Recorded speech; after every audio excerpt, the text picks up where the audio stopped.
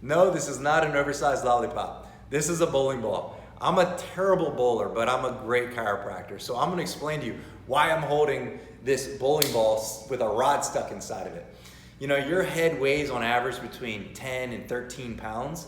And so if you've got a bowling ball sitting on top of your neck, it certainly needs to be lined up properly. So if you have a very small bone, what you do, it's called your atlas bone, directly underneath your skull, and that vertebrae shifts even slightly out of position, it changes the forces that are being directed down the rest of your spine.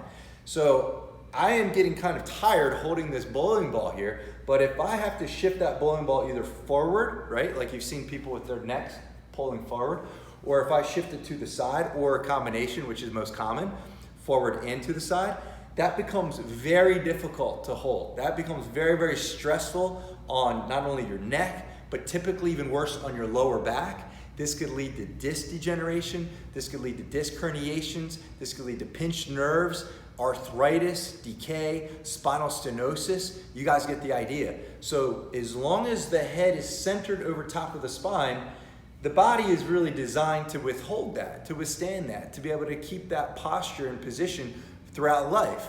As soon as there's any type of a physical, chemical, or an emotional stressor the body cannot adapt to, and there's a shift, or we call it subluxation, it's gonna put that body in that stress state.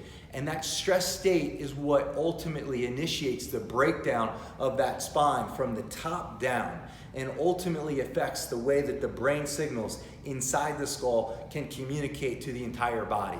So what I would tell you is that get your bowling ball checked. If your bowling ball isn't lined up perfectly, if the body is not in a balanced state, your body is under a state of stress. And a state of stress leads to a state of dis-ease. A state of dis-ease leads to disease.